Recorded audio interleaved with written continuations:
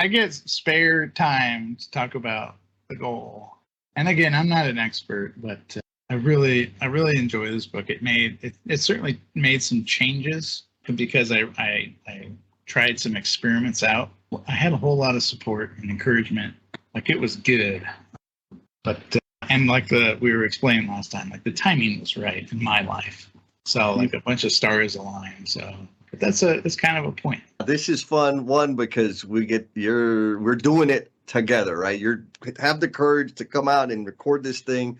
The idea was planted months and months and months ago, and it's actually finally happening. I was looking at my emails. I'm like, man, I remember saying that we were going to get started. In my head, January or February, we're going to start recording. And then like life was happening, and here we are, June. And I'm like, okay, maybe a little off base, but again, like just the tenacity to continue doing it.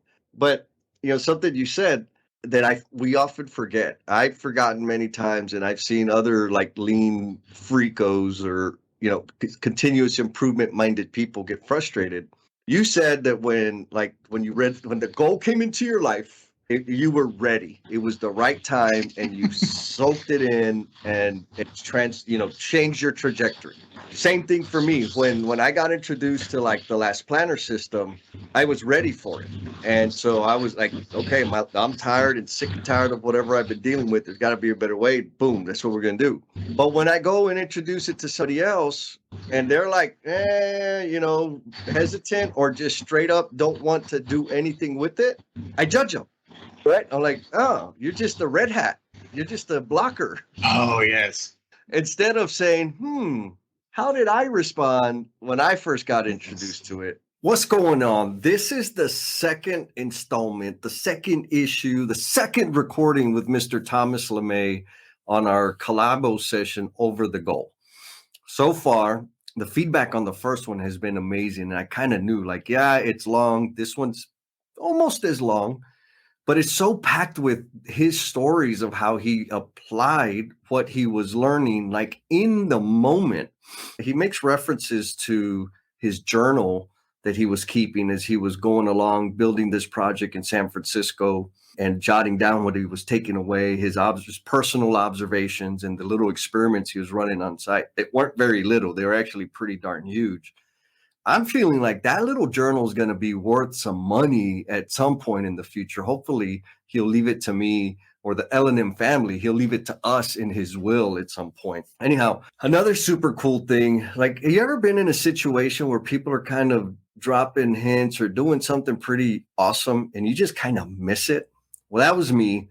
Like the whole time, Thomas is giving shout outs to the No BS tribe, Steve Martin, Jennifer Lacey, Adam Hoots, the rest of the crew. And he keeps plugging like this book. There's this book out there known as Lean in Love. And he keeps referencing it.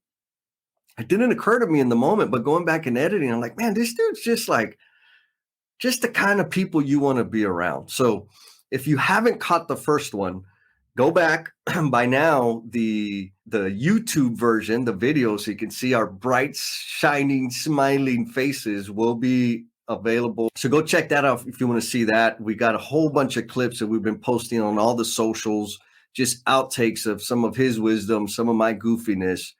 We deeply appreciate the support. And speaking of support, we're going to give a shout out to all our patrons who have been faithful in their contributions.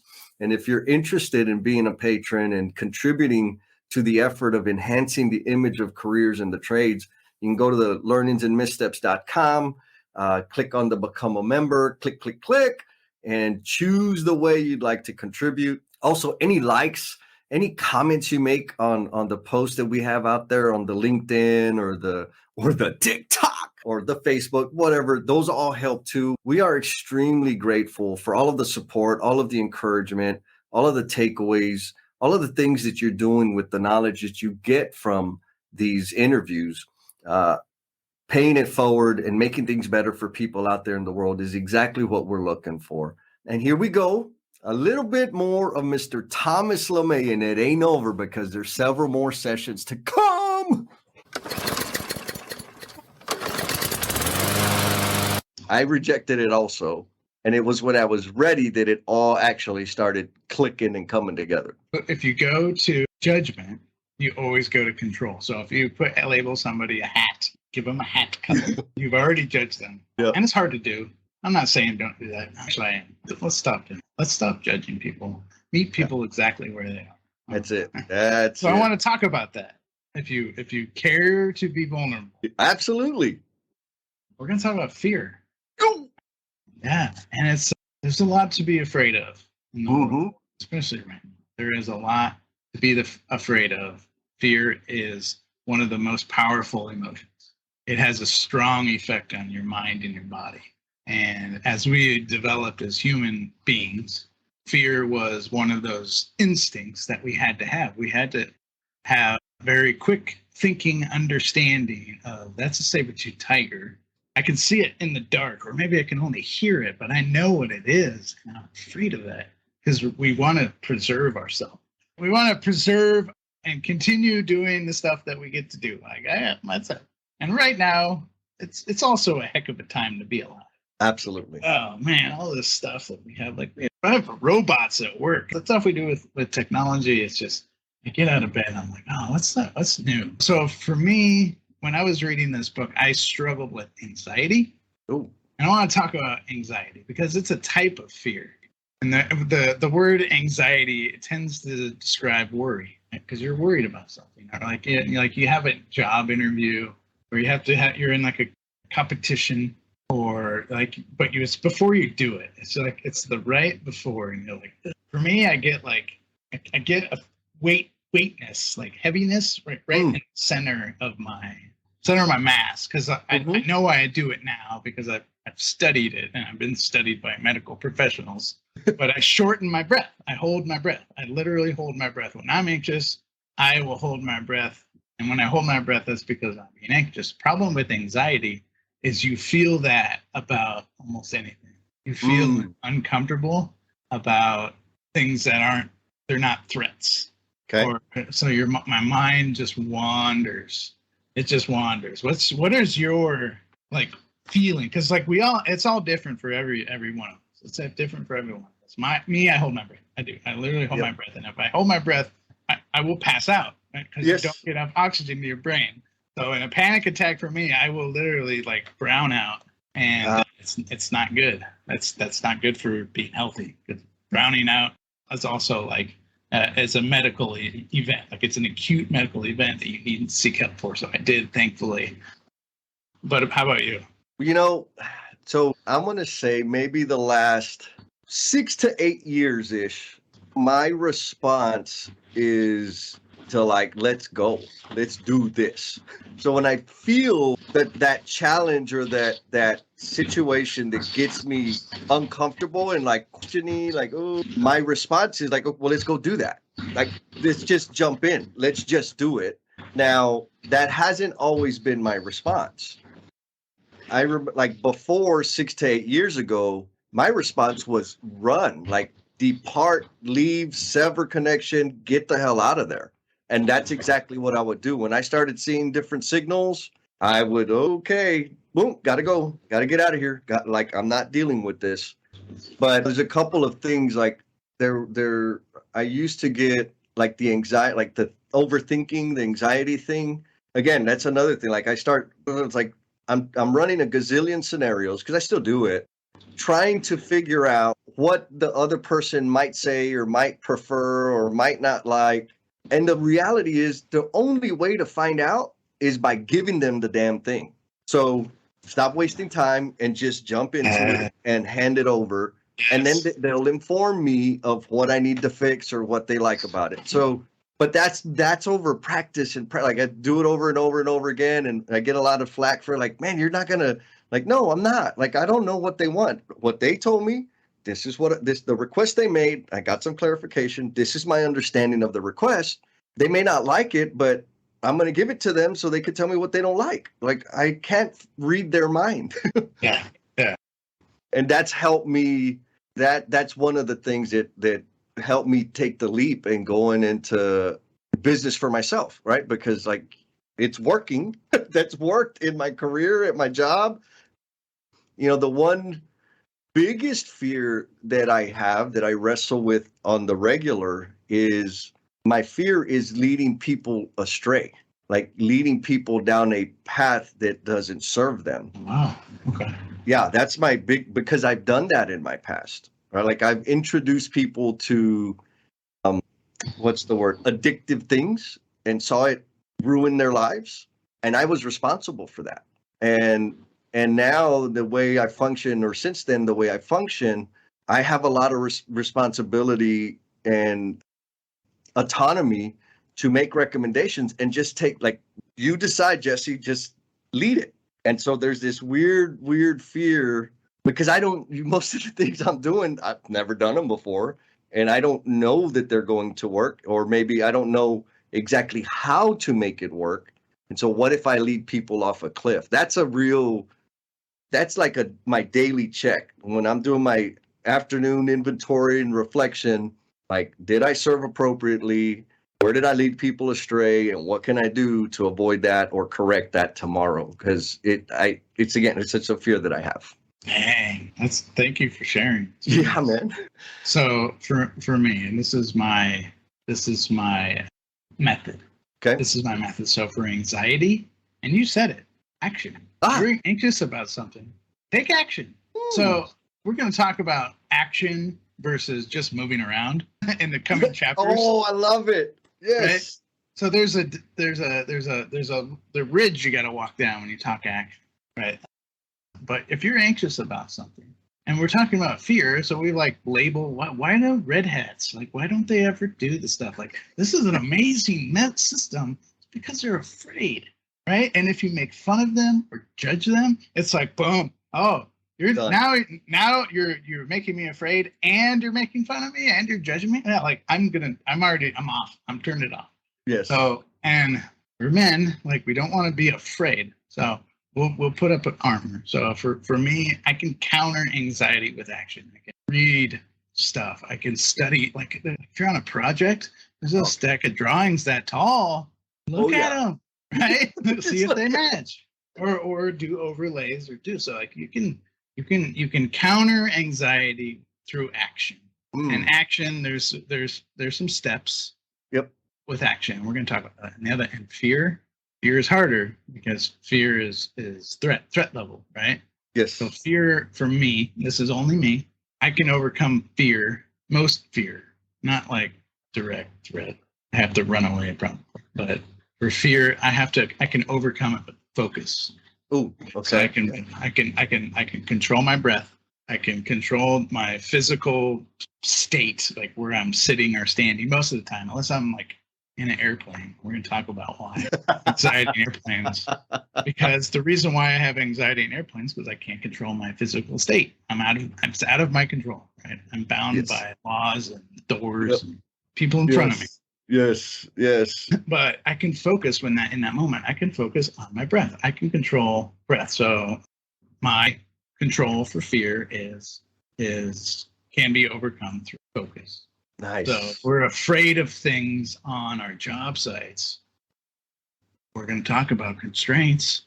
Yeah. Exploiting constraints, and then you can't be afraid of those things. Like, yes, we live in a very funky time with the supply chain. We can't just report the news, but we can have conversations all the way up to the supply chain. It's harder, right? You might have to speak new languages because the raw materials might be in a foreign country, but we can find out. And once we focus and we understand the constraints, we can like exploit them. Be like, you know what? We know exactly where it is, and we have a tracking mechanism. Now we can also control the things on our job site, speed and installation and all this stuff. All of a sudden, we're not afraid anymore. We're in control. We're back in control, even though the world is kind of funky and there's lots of conflicts out there and constraints. If we can overcome our fear through focus, man, it's so much powerful. So those are my two kind of systems. And I wanted to set it up before we talk about chapter 7, because this is the moment Alex goes home and meets his family. So we talked about last time, and I said, there's no membrane, work life. There is no membrane, right? You just, because your life is all the time. So Alex goes home and meets the family, right, who loves him and is also frustrated with him. So he kind of does a little reflection. He kind of looks around and sees some, and I'll quote the 5S in Relationship series, but like relationship clutter. Yeah. Oh, God. Like inventory, so to speak. Yes. And he thinks about his family's like other, like he does some comparison to his brother and his parents. Like they live on the other side of town in smaller homes, less exotic. They have simpler jobs. One's a general manager of like a small grocery store. I think his parents are retired. They used to run the store. So it's like thinking about it. It's like, man, what if I just did that? Like, would that just be easier? So he's like looking around his house, and he's like a big shot. Like he's the general manager of a manufacturing facility. Like probably does pretty good. But he, like when you do that, and I have the same problem. Like how much is enough? Like oh man, stuff is enough, and then you have lots of stuff. And for me, it's clutter because it clutters up. It's like I gotta change the oil on the Buick and this and cut the grass and that. So like we start to clutter our lives up. Yes. What do you think? Oh, you introduced this to me. This concept I didn't understand until Dan and Jess introduced this concept. The chapter 7 just right over my head. So thank you. Tell me a story about seeing clutter in your personal life. There's 2 that come to mind. So one, because I'm looking at like relationship clutter in quotation marks. And I don't know why I'm going down memory lane. But when I was in high school, I was popular with the ladies. And I was selfish about that. But I thought I was like super smart, right? Because I didn't date anybody, like after my freshman year, I didn't date anybody from my high school until like my senior year. And whenever I did date a gal, they just made sure they went to different schools because the likelihood of me getting busted like was 0, except I didn't factor in football games. And so we had gone to a football game. I can't remember who was playing. And I went with the gal, super nice, super sweet young lady. So we're watching the game and, we're there. My group of friends are there. And then another friend shows up with his cousin who went to another high school that she and I were familiar. And I'm like, oh, damn. Like we weren't like boyfriend and girl, but it's just, it wasn't cool that I was doing that. Anyways, so she looks at me and I'm like, oof, okay, super, super uncomfortable. And then another gal, we went to the damn concession stand. I see another one. So those of you who were born after 1990, this is the phase that we called it talking. We're like, hey, we're just talking. Yes. Because Facebook, social media didn't exist. We had to talk. So this was the talking. Yeah. Oh, that, what? We're not. So yes, this is I am dating myself very much. I went to high school in the 1990s. And this is the talking phase. So yes, sorry to interrupt. I just wanted to interject in case some millennials or younger, you lost them. So yes, please continue. That's perfect. No, that's a perfect clarity. Because that's what we did. We talk on the phone and we'd flirt and hang out when at parties or whatever. And we were in person quite often. And so when the first gal, when she showed up, my date was, she could tell like something was up. And then that other gal was like, hey, I need to talk to her. Like, oh, she gave me a hard time. And she's like, no, like, it's fine, whatever. Then we go up to the concession stand and there's another one from another school. Like, what is she? She really didn't, no reason she was there. And she just runs up, hugs me and kisses me with this other nice young lady next to me. And I'm like, oh, damn, like this, she just looks at me and she's like, you're just not the guy I thought you were. I'm like, okay, you're right. So anyways, clutter, I didn't need all those. I didn't need to be talking to all of those young ladies because the reality was in that situation, that was super extreme.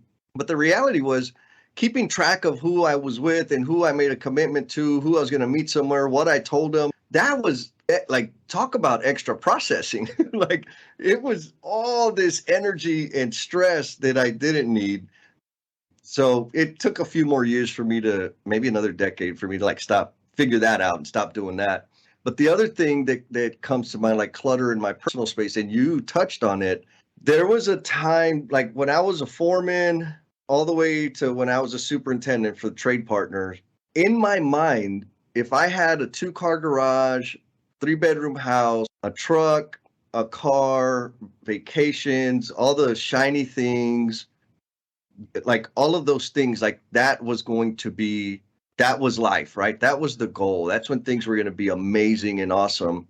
And the reality was accumulating all of those things were my prison, because with those things was debt, right? Like I had, wow. Yeah, like I got them. I had to finance the house, had to finance the car, the truck, because I don't mind driving no beaters. So it's like whatever. Going on vacation, like having all furniture and TVs and like all the junk that you got to have in a house was debt. And so my job, I was hating my job because it was always the same story, always the same arguments. But I needed to do the job to make the income to live the life that I thought I needed. And a lot of things happened at that point in my life, and my focus after that was like, okay, I need to get out of debt. And as soon as I get out of debt, I am going to find and do a job that I love, do some meaningful work. And I did that. And I'll tell you, Thomas, from that point in my life, I can trace it to where I'm at today. And what I mean by that is the depth of fulfillment that I'm experiencing today is it tied directly to that decision I made. So I decided to filter out all of these superficial collectibles. That enabled me to get out of debt, which enabled me from that point forward to always choose the work that I do, always choose my boss, and always choose the people that I work with. But I had to sort all that junk out. Damn. Yeah, it's enough. Mm-hmm. It's enough. I'm the same way. Yeah. Luckily, I've met a really amazing person, my better half, Angela, who is an architect, who designs our life. But so I wrote down some things I think that some listeners could take away. I wrote 8 things, and I wrote this kind of after listening to 5S in Relationships. So this is a little gold rat, little Jen and Jess, a little sprinkle in. So said, number 1, make a decision about what you value most in life as a person. It's a decision, because the chapter 8, we're going to start getting into throughput and inventory. So you have to take an inventory. Yes. Personal finance, especially. Like, if young people, please learn how to balance sheet, please. I wish I did. Yes. But so make a decision what you value, what are the value things. Make a list of them. 2, once you do that, evaluate your relationship at that moment. Oh, yeah, like the current state of the relationship. Yeah. And it's that focusing step, because you do like, these are my values. Yes. So you kind of put yourself in a framework, and at that point, you have to do the inventory first. Second thing, you evaluate, do the reflection. Steve Martin, do a reflection, evaluate, and it's looking in the mirror, because it's here and now. The only time you can see yourself in the mirror is when you're standing in front of it, and it's easy to reflect on the happy time, right? It's like, oh yeah, this is exciting, but you gotta. It's the sour and the sweet. You gotta think about the painful times too, because that's because of bias. Yes. So it's like, these are my values, my priority matrix, whatever you want to call it. And based on that evaluation, once you do that evaluation, remove anything that consumes your emotions or lowers your self-esteem. Ooh, This takes immense courage. Or this takes almost it like, you need somebody with their hand on your back. Like, what I would say when I was a lean manager, once you make an improvement, drive a freaking wedge under that thing. Make it stick. Don't let it roll back. And the only way to drive a wedge is take whatever you were doing last time, straight in the bin. Yep. Straight in the bin. Throw that thing in the dumpster, whatever it is. If these things that you want to remove in your life are people or family members. Yes. So you have to set boundaries. Yes. Around yourself, and start saying no, or start saying yes, but, or saying no, and those kind of things. And you have to do it in these, for me, again, this is not like life hacks with Thomas Lamay, but this is kind of like my learning from listening to Jen and Jeff's and a whole bunch of stuff. But you base that evaluation on 2 things. If it's consuming your emotions, right, in a negative way, I should say. Right. or if it's lowering your self-esteem. If you do something that makes you feel bad, stop doing it. Yes. And it's hard, super hard. So this is the step. Step 4, increase the quality of your interactions. And I'm terrible with interactions. So any increasing of equality is probably measured in micromillimeters, but it's like turning off the TV or focusing. I'm listening to you. I'm going to look at you. Yes. I'm not good at that. I'm not. I will tell everybody right now. I struggle with this, but my thing is like, if you do something you truly value it, focus the quality. So quality is if you're with someone, you're not staring at your phone. So then it's like, okay, if you're trying to increase your interactions, there are quality of interaction. There's going to get some constraints start to pop up. We're going to talk about chapter 8. So treat your relationship like a garden. If you have a garden, do you have a garden? Not currently, but I have had gardens in the past. Yes, I live in North Carolina, so everything just grows like crazy here. So I'm like constantly. But you think about it, or think about a farmer. They prepare the soil. First thing they do is prepare the soil, plant at the right time, remove the weeds, water and fertilize, and then adjust. You got to look at the dang plants. If they're drying out, give them some water. If they're looking spindly, they need some sun or whatever. But you have to look at it and make some adjustments from there. And so how do you do that? You give first. That's step 6. Oh, yeah. Give first and expect little. Yes. And for me, that's my ego. Just oh, man. I'm like, hey, I wash the car. Give me some loving, right? Like, thank you for doing the thing that I wrote on the Scrum board a week ago. Congratulations. You can move it to done. Right? But so my thing is I call it smart compromise. But if you're doing like a pull plan, it's that I give, I get. Yep. So if you have trouble, if you have a terrible ego, flawed person, I'm right there, 100%. Like, but if you have that inner struggle where you're like, give me some kudos once in a while, then do a little like ninja move. It's called smart compromise, and it's like, hey, I give, but I get. And then the last thing is empathy. So it's like, how do you knock it out of the park once you've done the first 7? Empathy is a critical human ability, and if you get stuck, seek professional help. Thank you, Jen Lacey, for teaching me that. You're stuck in your relationship, and I need professional help in my garage right now. Like I need a cleaner. I'm like, come in and just throw all of it. Just throw it away. Just throw it away.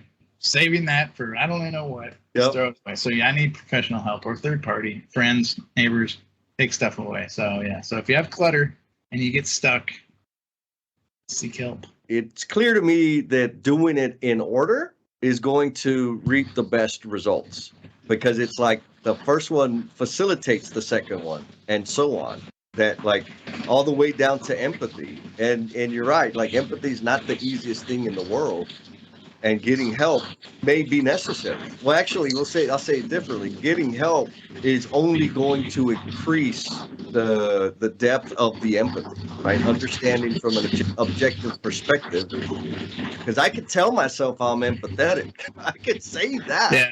Yeah. But I need an objective perspective to confirm or deny that. Yeah. So you have to do it in that order, at least for me. Yep. But before we get to chapter 8, I use that analogy because it's all these prescriptive steps, and if you follow them in order, you will improve. You will improve. So nice. Should we do chapter 8? Because this is the step. This is that. This is the first step in fear, because you confront it. The only way to overcome fear, you have to face it. So chapter 8, we're going to go back to Lou and some accounting principles.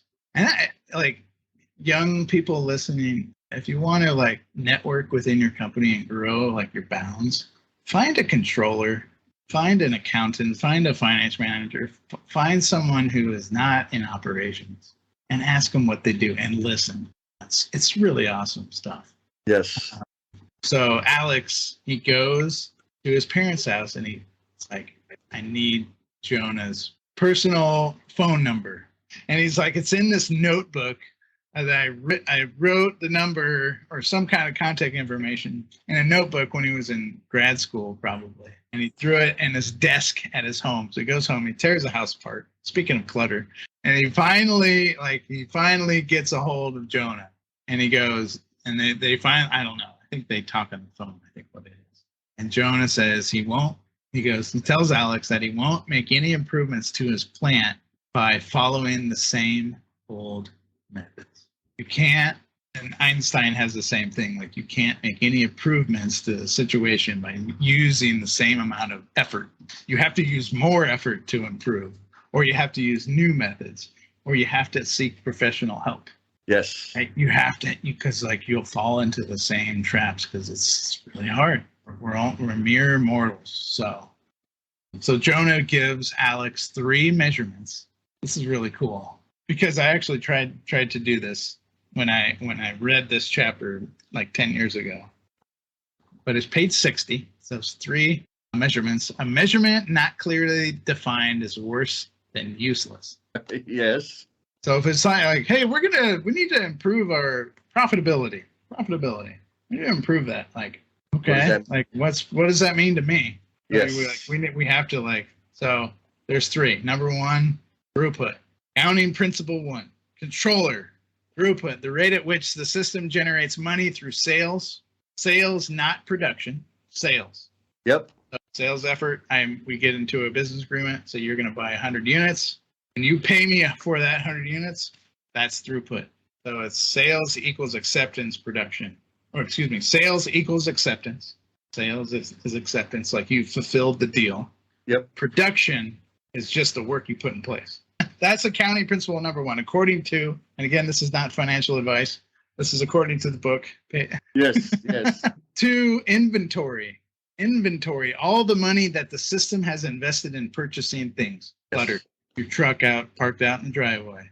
And maybe I had to go to the bank and borrow money for my vehicle or my house or the couch, and like all of your inventory. It costs money to buy it, purchase it, move it, get it on yourself. So if we have inventory laying around job site that's not installed, generally speaking, I don't want to upset some of our financial gurus in the construction industry, but generally speaking, we bill for that material once it's set in place. Yeah. Typically speaking, yes, there's probably some bills that are going out, or this is the 2nd of the month, so they're probably being reviewed right now. But if it's being delivered to the job site often, we can charge for that. We can put in a bill and say, we have fulfilled the material portion of this order. It is on the job site. We can bill for it. So that now represents throughput. But now we have inventory sitting around the place. So inventory is money that you've spent in things. Operational expense, number 3. Operational expense, all of the money the system spends in order to turn inventory into throughput. Yeah. So that's hiring plumbers.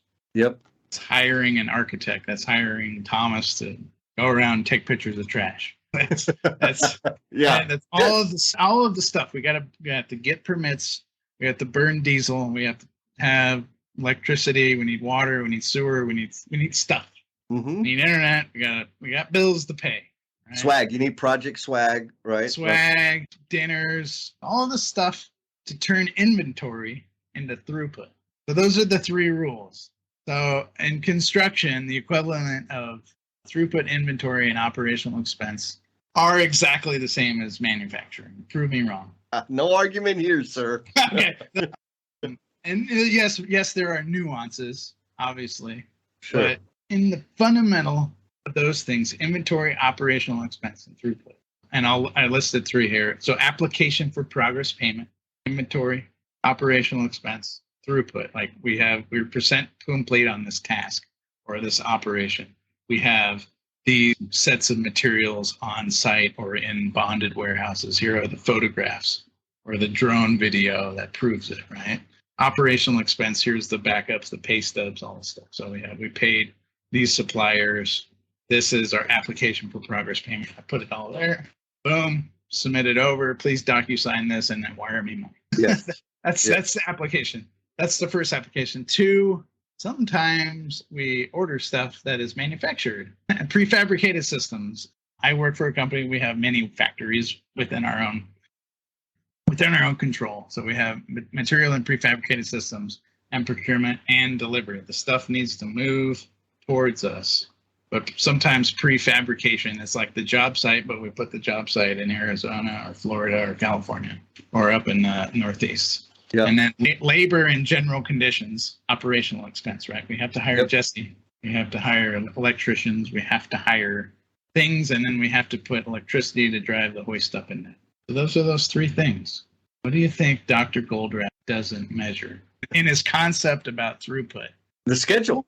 Yeah. BC? Yes. Yes. I don't want to. Just a little teaser there. I just teased it. Yeah. Yeah. We have a CPM schedule, and we also, if we're using Less Planner, we have some other metrics. Yes. But we're only talking right now about accounting principles in chapter 8. So what do you think about those? Or should we just get into that? No. I have a thought about it. So my thought about that is when I think about schedules, and like full disclosure, I am not a CPM schedule master. I am a CPM schedule critic because I've had so many of them that I had to like, what the hell are we thinking? But it's not it's the thing, right? It's the way we use it, etc. But I think we treat them like they're actually measuring throughput. But if looking at this thing, what they really do is give an update of the current state of inventory and operational expense. They have it. That's it. Like it doesn't accomplish anything else. That's my thought. Got it. We're going to get into that. Get your steak knife out. So I really want to talk about it. So chapter 9, because now we know Jonah's basic measurements, and they're like, okay, I got Lou, I got printouts, we got a computer, we got machines, we got stopwatches. This is the 80s with actual hands. So they go back to the plant in chapter 9, and my summary was sometimes new and improved is biased. Yeah, all the time. Right? It's like, oh, let's try something new. And it's like, that's a trap too. So it's two things. You get stuck in this weird paradigm where it's like, hey, we don't want to go back to the old ways, according to Jonah. But if we get super excited and we try all this new stuff, we might lose sight of things. So I wrote myself a note. I gotta find it. I did a self-diagnosis. Number one in my self-diagnosis, and I was reading this, maybe not this chapter, but one of the chapters. I did a little self-reflection. I wrote a note to myself. I said, number one, daily conversation is, oh no, not this again. This is the daily conversation. Oh no, not this again. That's in your notes. You were writing that down. This is my self-analysis. And then number two, oh, this sounds cool. I wonder how it will work out, like being optimistic. So you have I had this weird inner monologue in my, it's like I'm torn between this. Conform, I want to follow industry standards, boom, boom, boom, boom, boom. I want to try new things. Yeah. So what I did, I was like at a seminar or something. They were like, they built the Empire State Building in New York City in 18 months. And I looked at my schedule and I'm like, this building is half as high and it's 18 months. Like, what are we doing? What are we doing? This is the 1930s. So I got a book that showed all of the methods that the Empire State Building did. I don't want to, because I'll go an hour just on that book. But one of the things was line of balance schedule. We call it flow line. Yep. So I was like, there it is. This is the way, right? Young Thomas was like, they were doing line of balance with they didn't have Excel. They had drafting tables. So, but you can measure flow. Yep. So in that book, there's a whole bunch of them. And I was like, oh man. Yeah. So let's go back to the book. They go back and they challenge the team about the NCX-10 robot has been done. Like, tell them, what is this robot? Like I want to challenge it. I don't think we have these accounting principles now. Jonas spun me all around, spun me in circles, thinking I'm running my plant into the ground because I'm not looking for the right thing. So they calculate the new technology has only been efficient in its local department. This, it's probably like a CNC milling machine, I imagine. So it's computer driven, but so it can crank out some parts in milling, but it doesn't improve all the other fabrication steps after it. So it hasn't led to overall improvement. So what it does, it just pumps out stuff locally. And they face the reality that the NCX10 causes more problems because of inventory. Because it costs more money to run the dang thing because it piles up inventory. We gotta keep buying raw materials and pumping it into this machine, and it cranks it out. It's a robot. You can run it 3 shifts, but they come to the realization that the robot is a constraint. They're like, oh my god, like they look at it. And so I go back to the Empire building. If you chart production in a vertical building, so if you stack the terms up, it's in flow line scheduling or line of balance, there's a pitch, right? Because you go from location 1 to location 2. And if your so that's the y-axis is all your locations. So floor 1, 2, 3, 4, 5, 6, all the way to 88. I think the Empire is, maybe it's 80. And your x-axis is time. You can plot as-built progress in vertical or in location and time, and it makes a pitch. And I read that in that book, and I was like, I'm building a vertical building. Like these guys in the 30s, they got it. So I tried it. And I measured each crew for like a couple weeks, and I just charted it. And the pitches weren't the same. They were not the same, Jesse. Was there a lot of deviation? Right, their pitches were not the same. So they would. So when the flash line of balancing, when they touch or they cross, that's a problem. That's a big problem. And I read it in that book. Wow. So that was my realization of the theory of constraints. It's probably the wrong for the TOC experts out there. It was probably the wrong realization, but this was my realization that if we have a system of locations and production, and if we can chart them and we look for the locations where they bottleneck or they actually cross, and they stop, then they stop. That's a constraint. And I was like, oh my God, this is it. I'm an expert now. What was your realization? Man, I don't know if it was ever, I don't know if I can call it a realization, because I know that I repeated it over and over and over again. And then I just got like sick and tired of that, what was happening. But what I would do, so I think I was transitioning, like I was on the transition phase from foreman to superintendent. And so what that means is I had multiple projects. Like I was specifically just the plumbing foreman, but on multiple projects. And what I would do is I would get my team or get additional personnel and work to a bottleneck, and then downsize the team, take them to another project. Like I just kept working to the bottleneck. The problem with that is it was peaks and valleys in labor. And so for me, I didn't care. Like I just called the office and say, hey, these fools are going to be back. Find them a job for next Monday, right? Like I called Tuesday, you got 4 days, find them a home. Well, but what would happen, like I felt like I was winning, right? I'm catching up. I'm waiting on you. I'm waiting on you. I'm waiting on you. But what would happen is those bottlenecks would clear up, sometimes at different rates, sometimes all at the same time. And the worst part was when it opened up all at the same time, because I could not resource them. And now I'm getting yelled at. Now your pitch goes flat. Like flat, because I can't get people over there. I'm taking care of this bottleneck. And that kept happening. And I was talking to Jim. He's like, Jesse, what are you doing? And I'm telling him, like, yeah, this job, that son of a gun, and I stuck. You just really bragging about it. And he's like, well, you realize that you're creating your own problem, right? That arsonist firefighter. Yes, because I'm creating my own problem by rushing to the bottleneck and stopping at bottlenecks everywhere. And I have no influence over their rate of opening up.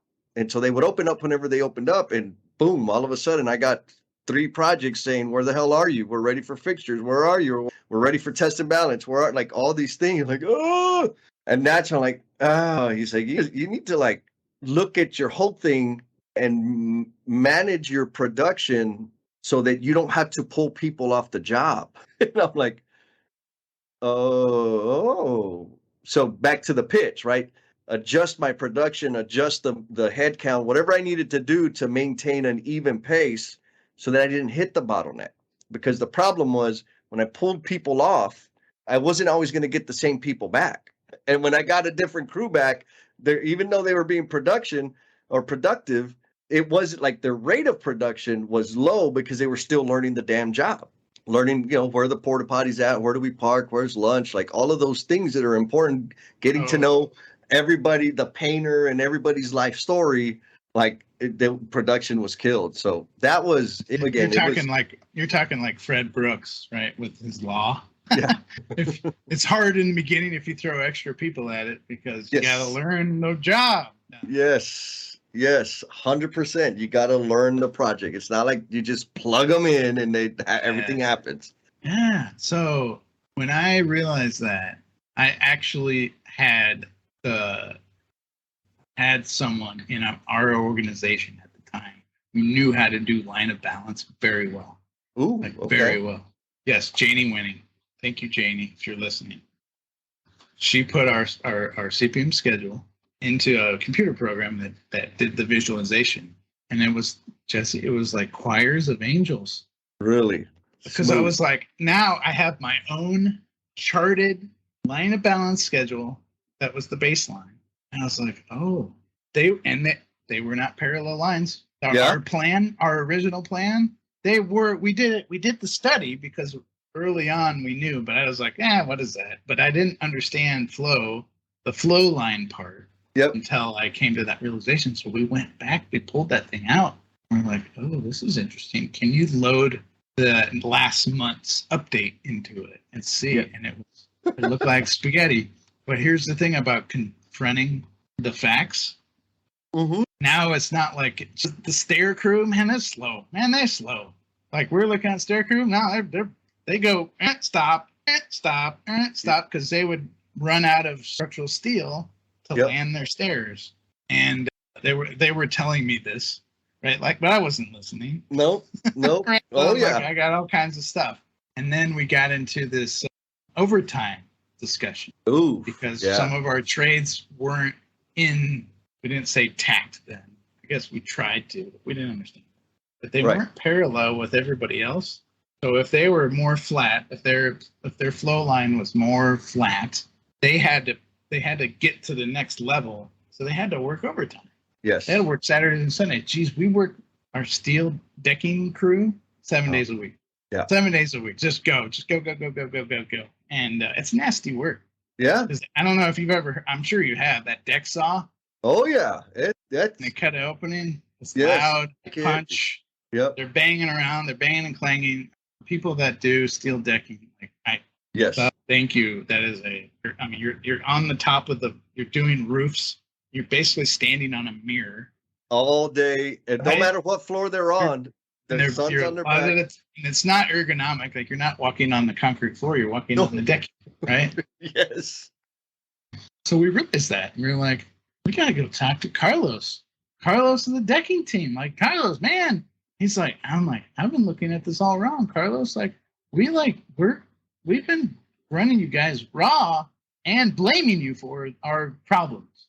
Yes. And like, I don't know. He was probably just like, this is egghead. But he was like, yes. And I'm like, Carlos, let's figure out how to make you move faster before we start talking about a hike and Herbie. But I want to tease it because Carlos was our Herbie in the upcoming chat, and I'll leave it there. But we started that discussion. I'm like, look at the chart. Like you're clashing with the steel guys, and you're also clashing with the concrete or the rebar and the other trades because you have to constantly go back. Like you're doing too much movement. You're going back, and he's like, like some of this information, Thomas, I'm not getting until late. I'm like, okay, I'm gonna control the information flow. So I'm going to tease that. We'll go back to Carlos, but I came to that realization there because that was the constraint was information. And I'm like, boom, that's our job to get Carlos information. So number one, why do you think prolonged overtime is dangerous? Man, because you get damn tired, right? I mean, just fatigue in itself. When we're working overtime, there's only been a few times in my career, like maybe 4 times, that we worked overtime because it was going to have big benefits for us and like it was not under duress. All the other times we were working overtime, it was under duress to like, we're behind, everything else is in, like trades are stacked, and 6-7 days a week, you never get to recover. And now you're being exposed, your exposure to risk goes up because you're physically present longer to whatever the hell that risk is. So the likelihood for injury starts skyrocketing. It is. Sleep is important. Yes. And especially in the Bay Area, the workers don't live near the work. Oh, yeah. Because, so they're right? So expensive. So, and it's a super commute. Some of our workers out there commute 2+ hours from Modesto and inland. So when we prolong our work hours, usually where they make that up is in their sleep, because they have to get up at 4:30 and start making their way into the Bay Area. And it's like, hey, we start at 7. We have all these rules. We have the meetings right out of the gate. So if you're late, you miss everything. So being prompt is important, but it is dangerous to prolong. And it's very easy. And I've done this, to turn, when you're doing your CPM schedule, turn the calendar to 7 days.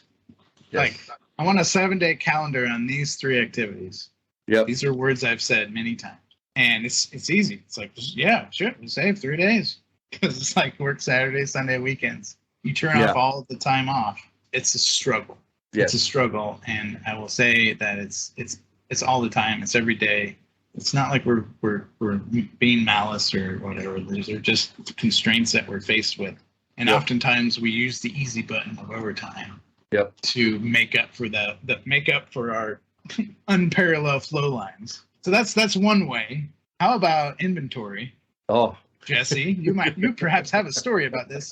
Have you ever flooded an entire floor of ductwork because the duct guys and gals said it would be faster for them? So it's yes and no. So yes, I would flood the project with duct. Not because we said the install team said it was faster. Most of the time that I did that was to hog up space so that the plumbing and piping didn't have any other trade in their way either. So because we were, mechanical contractor. Oh, you're doing both. We did all 3. We did plumbing, the hydronic piping, and the sheet metal work, the duct work. So the best way to keep everybody else out of our damn space was to flood the damn job with duct. And we'd shake it out and lay it out on the floor. Like, no, just lay it out. Just stage it. They're like, but Jess, we can hang it. I was like, no. Because as soon as it goes up, the framers and everybody else is going to come in and we still got to run all this pipe. So and that's why I did it. I did it to hog space. Did it really slow anybody else down from coming on the project? No. What it did was I got yelled at all the time and our stuff got banged up and kicked around and pushed around and we had to work over it. Like, yes, I flooded the project all the time. I thought I was winning. And when I had to come back and take things down and there was damaged duct and there was damaged insulation, et cetera, I didn't get ahead. And all I did was piss everybody off right out of the gate. Yeah, so that's one way.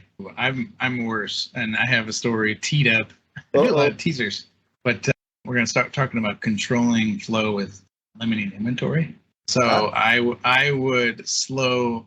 Well, at least I'm sure the statute of limitations is over, but I'd slow trades down by limiting their access to loading dock. So it would be like I'd limit their time.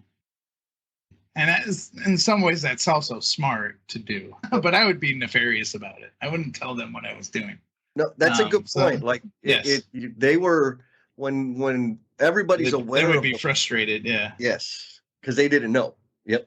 Carpet installers, especially. Yes, I am sorry for doing that. They're so fast, especially rug type. So the way to slow down finished flooring trades is to limit, because once they run out, they're done. They go home. So number 3, rework. Talking about constraints. So I have a constraint. I have an information problem. There's a change, or there's a alignment problem, or there's a clash. We skip past that. We're like, I can still do the whole floor. Let's not worry about that. We'll do the go back thing. Yep. Why is that dangerous to human beings? And I said, my note here was, because when you go back and do that work, it's no longer designed the same way. when you were going to do it first time. So the ergonomics, Yes. especially at height, Yep. especially at height, and especially if there's other encumbrances Yes. around your head. Yes. Oh, those are the trades that work above their head. Like that's some hard work. And thank you for doing that. But like one thing we could do to help serve those people is if there's a problem, we don't put more stuff in their way so they have to do like yoga poses. Right. Or worse, like put themselves in harm's way because there's really no physical way to safely do that task. Yep. It's very, very hard and time consuming. It's hard on a human body. And often we do that. We design that system for that person, right? We put them in that situation. We create the condition and say, go do it. And then we walk the job and say, what the hell are you doing? Isn't there a safer way to do it? Like, yeah there was. There was last month when there was nothing here. So these are constraints. Yes. These are constraints. And there's consequences to making decisions to go around stuff. I'm not saying we can't do that. We can't make smart choices and we can't use contraptions to protect ourselves from falling. But hey, if there's a issue, we have to get in front of it before we put a person up there. So that's the thing. So yeah. And then I put number 5, don't ever sit next to me on an airplane.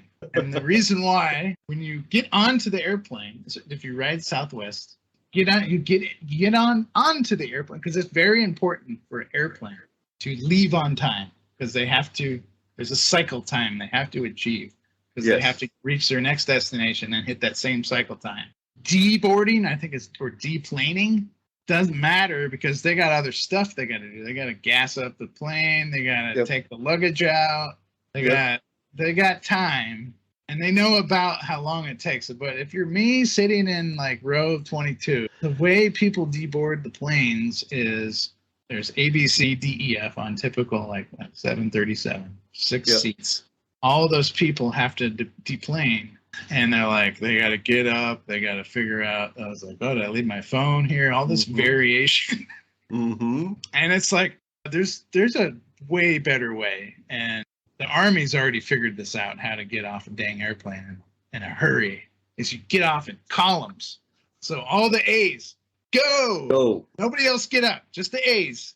And you get off the plane like paratroopers or Rangers or Navy SEALs. And they go off in rows. And you go to all the beats. So I'm sitting there and I know this, and I have anxiety, and I know this method of getting out the plane, and I just get frustrated with that. And so there was a funny story that someone was like, I bet you like when you're sitting in the airplane and people are getting off, like I bet you scold them. And I'm like, I literally pull people back down. Just chill for a second. You're giving me anxiety. I thought I'd tell that story. That's awesome. So I guess you really did you like the pictures I sent you of deboarding? Who sent me one too the same day. Oh, did you? I guess I'm probably like everybody's gonna start. Now you're gonna get all kinds of pictures, yes. Just please, United, Delta, Southwest, but just deboard the way you onboarded. Yes. If you're in section 5, leave in section 5. And that way, if you're like, oftentimes I'm trying to connect to another flight and I get anxious about it. I can't control it. I can't focus. I'm going crazy. So I start to try to, fix the situation and use best known practices from the United States Army. Get off the dang plane in columns. All right, I'll get off my soapbox. Let's do chapter 10. Let's do it. Chapter 10. Ooh. This guy. You know who this guy is? Emmy. Oh, yeah. Actually, I work with a gentleman who went to Dr. Deming's seminars. Really? It's so fun. Yes. That's awesome. So chapter 10 it starts to talk about the new economics. So Alex, I'm just going to very, very briefly summarize this because we're getting long. I love this book. Alex explains the principles. So the new economics, it's a whole bunch of principles about changing the way we look at how we manage here in the United States. And there's other methods that are non-traditional to the United States at the time when he wrote that, I think in the 1950s or 60s. And he said we need to evolve into this state of economics. So at chapter 10, Alex faces these same issues, and local optimums don't matter. So if you're locally optimum, you're just knocking it out. It feels good. It does. Yep. But it really, in the grand scheme of things, in new economics, they don't matter. And this is a tenet or maybe a principle of theory of constraints. So local optimums don't matter. Results must always be measured against the goal. Yes. So any results that you have, any KPIs, dashboards, and I deal with this every day, and I constantly am trying to focus a project teams or a business unit into always trying to measure yourself against your overall goal. Whatever all of your other metrics, those are good, but if those aren't talking to the goal, then who cares? It's a distraction, right? So it's a local optimum. So if we need to look at that, and we do this constantly. That's why it's such a good time to be alive. Throughput, inventory, and operating expenses should be reflected in financial metrics. And the reason why financial metrics are really good because they're controlled. They are principle-based accounting laws. And the best thing is, like, if the goal in this book was we want to make money, because once we have money, we can pay people, we can keep the plant open, and we can keep doing our job. So we need to make some money. So the goal of whatever your primary goal is, if you set your financial controls to those same goals, like if you're personally trying to save some money in personal finance, you start to take inventory of all your expenses, right? And your inventory. Be like, hey, this 62-inch Samsung TV that I never watch, that's inventory. I could sell that and turn that into some throughput. So if you reflect that in financial metrics, and this is what happens in chapter 10, you can optimize because you can see where you're spending money. So in the plant, Alex is like, in CX10, we got a milling machine, we have all kinds of doodads and gizmos and manufacturing processes, heat stuff up and cut stuff down, all this kind of stuff, install components. We build factories, so I at least get to see the front end of it. But explain the great project manager versus the superintendent argument regarding schedules, budgets, staff, and working weekends. This is the PM and super conversation, because talking about goals, and traditionally speaking, project managers care about the business deal, right? Keeping the client aware of the situation, maintaining the schedule, maintaining the controls, making sure things are being paid for, making sure the business end of the deal is being managed. They're managing the project. Generally speaking, they're oftentimes a leader, but their main focus is managing the business end of the deal. Superintendent, their primary mission is manage the physical operations, right, of all the operations. So all the physical things that are happening out on the job site or about to, like if they're coming towards the job site, we're managing that. So you have kind of differing sets of values. So we deal with this all the time. It's like this constant tug. Like you're just like, open your dang wallet so we can buy a crane to install the things on the roof. Like, we want us to float this with air balloons, or what do you want me to do? Oh God, I got a great story for that. Right? Okay, so there's differing sets of values, and that's why metrics come into play. But tell the story. Oh man, so classic, right? Project manager. We had a team. It was a small retrofit. They were changing out the chillers, putting in brand new chillers. They had a totally enclosed chiller yard.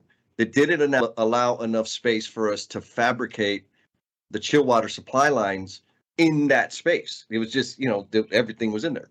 So we had to fabricate them outside of this space, and we needed a crane. Like, the ideal situation was to fabricate, minimize the number of welds we had to do in the chiller yard. And so we wanted to build it all out, and we were like, hey, project manager, we need a crane. Project manager, hadn't even walked the job. His response is, well, it's not in the budget. Okay, well, in order for us to make the labor budget, we're going to have to do all the fabrication out here and not in there. And so there was this argument back and forth. So anyways, the install team decided, you know what, hell with it. We're going to fabricate it the way we know is best for us and to help us get the thing done. And then it came time, like we needed, like it's go time. We were supposed to be starting these chillers up in a few days. We need to get the damn crane. Again, it's not in the budget. So what the guys did, it was awesome. They went to wherever and bought some balloons, helium balloons, and tied them around the pipe and took pictures of it and say, hey, we tried the cheapest route possible to get this pipe into the chiller yard and it's not working. I think we're going to need a crane. It was awesome. But that picture got around and, went further up the org chart. And the boss was like, get the damn crane. Well, we're going to have a crane for a day. What are we talking about? A couple $1,000s? But the argument was there wasn't a line item for the budget. Can't they just, hook up a grasshopper and take it around the bend?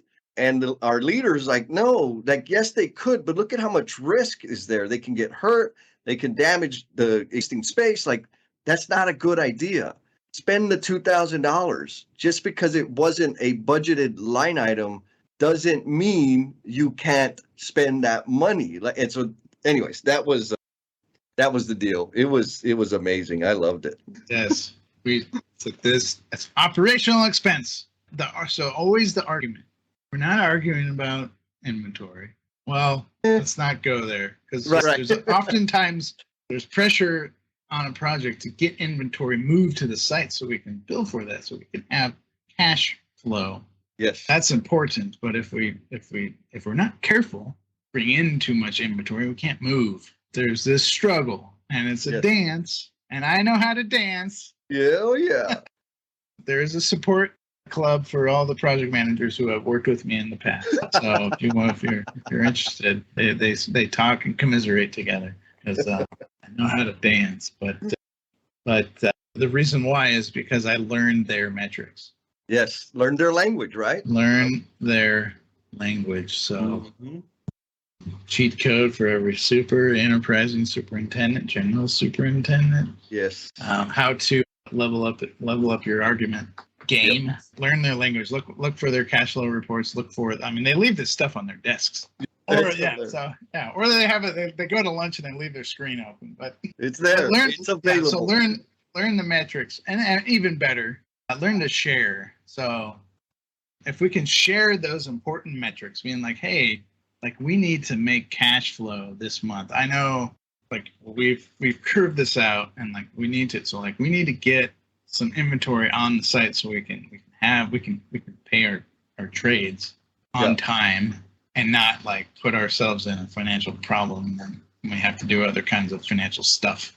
So, and that's a local optimum thing, right? So we look at the job site overall. I know it's really important to get this operation, and you're really into it, Thomas, and there's an entire system, entire project that we have to worry about. So there's a give and take, and we talked about that smart compromise when we're talking about 5S in relationships. This is what happens in real life. You have to make some compromises. So it's incredibly important to share your metrics. So if I'm the superintendent, I'd be like, I got this planned out. Here's the steps. Here's the logistic plan. If we bring in this air handler, so we can pay Train, right, or Marley or whoever, and pay the mechanical trade with that bill because it's probably a big ticket item. Yep. So we can have some cash flow. We're not going to spend the owner's money not wisely. Right. We need to stay cash positive and be like, well, it doesn't work because we're doing this other thing. But you know what? Like, what if we set that thing there and we changed our schedule so we can put the dang thing on the roof where it needs to go? Yeah. That would be like, you know what? And matter of fact, we need the thing up there anyways. We're just burning off work now.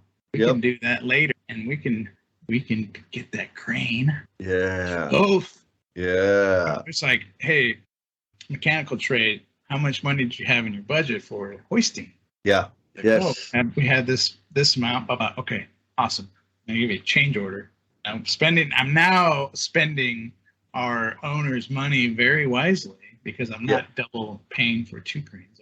Right. one time. So, but if I wouldn't have known that as a project manager if I didn't talk to the field operations staff and vice versa. There was no compromise. So we have to just share our metrics visibly and without redaction. This is hard because there's strategy, right? There's strategy. Yeah. There's a whole other conversation about I'm not gonna go down that road. Drive poor behavior. Right? Like when like it baffles me now. Back then it didn't, but now all of these players don't understand that they all have the same goal to build the stupid building. Yes.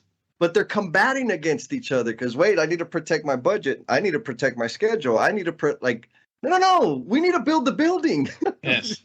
That's what we need to be doing. Yes. So I mean, the goal is to build a building, but if we run out of cash, we can't pay our trades. Yep. Then the trades go away.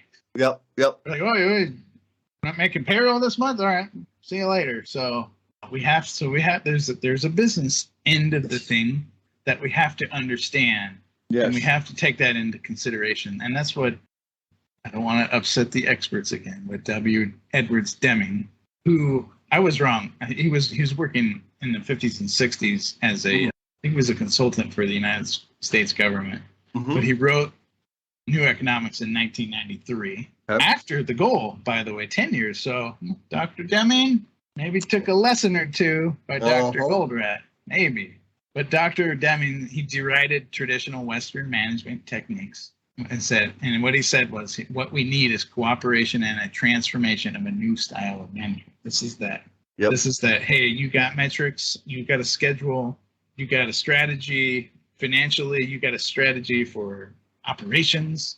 We gotta talk about, we gotta use our words. Yes. Put stuff on, like draw pictures on walls, like S curves of cash flow, and perhaps a Gantt chart or perhaps a sticky note or two. Yep. On the wall. So how can you control flow on your job site through the management of inventory? We just talked about it. Yeah. Well, story. And I did it. This was a poor, like it helped me understand. We're doing a renovation of a brewery here in San Antonio. And it was the first project. You know what? That was the very first project that out of the gate, myself, my project manager, we decided, okay, we're going to do full last planner system to the best of our understanding. And I know that means something different to everybody that's doing last planner system out there.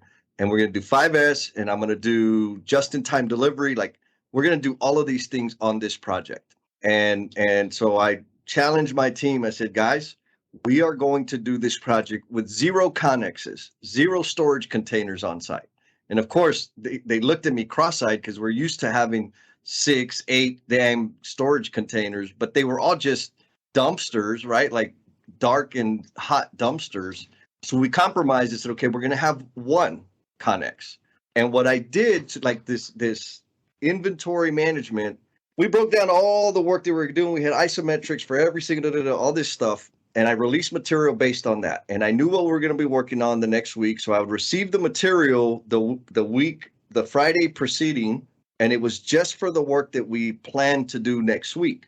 And there was no bundles and bundles of copper. It was all bagged and tagged specifically for an area. And this helped, right? We didn't have a lot of clutter. It minimized our time on the buck hoist. Like it was clicking until we started like, I don't know what it was. It could have been I miscounted how much pipe a particular package needed, or it got left laying around. Somebody snagged it and took it to sell it. Like who knows? But we started running out of copper. I didn't have any inventory. So they were working, and if they didn't install it exactly as I drew it per the ISO, so for example, if I drew in there 9.5" 90s and they had to route it differently or didn't follow the isometric drawing, I didn't have an extra.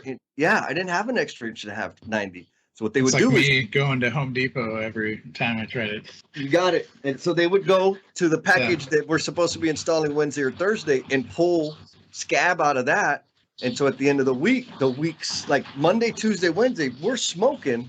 Thursday, Friday, we're sucking. Like, what is going on here? Why are we short material? So my takeaway from like it helped minimize like deliveries. It was super awesome, except for that. I had to get a small amount of inventory to be able to absorb those kinds of decisions that they actually had to make so that it wouldn't stop production. And it was the guys, and again, we were trying, it was like, we're going to do everything that we ever read on this project. And son of a gun, man, was it painful. And my team was like, Jesse, you're making our lives miserable. So I'm sorry, we're learning, guys. Like, shut up, I don't want to learn anymore. Yeah, no, but it's real.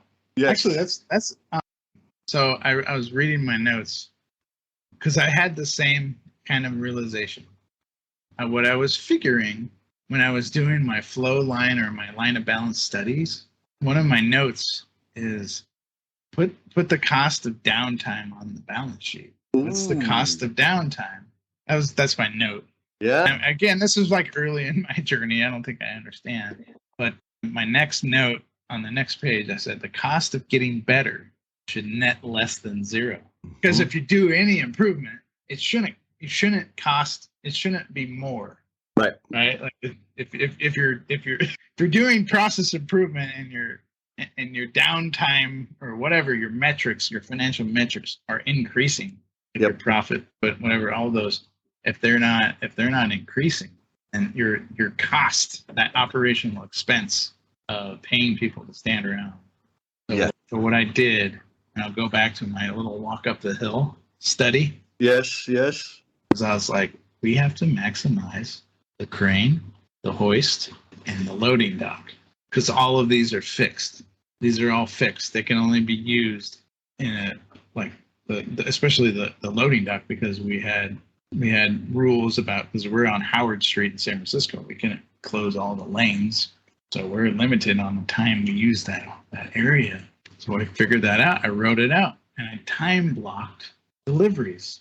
Yep. And what I did, I came to the realization, was when I did that flow line study, I also tried to figure out when they did the delivery, like the raising gang on this, and I created this little chart in Excel, and I said the delivery, and then what the expected production was that. So if it was steel delivery, it was number of pieces. If it was decking, it was square feet. If it was stairs, it would be number of floors. If it was mechanical pipes, it would be number of floors. If it was just boom, boom, boom, boom, boom, boom. I went down and I created this little list, and I was like, and I went from raising gang, so setting steel frame, all the way through concrete placed. And then on the side of that, so I did the chart, and then on the next thing I did was said every time it was something was planned to be delivered based upon this rate, there was a real date, because I knew the dates on our schedule when things need to be done. So I said, well, this needs to be delivered no later than this date for us to make that. So I did a very, very simple calculation, and this is probably some tech trains happening in my brain. Yeah. I was like, I need to know how much time it takes to drive a truck in, pick it up from the crane, drive it over, and lower it down.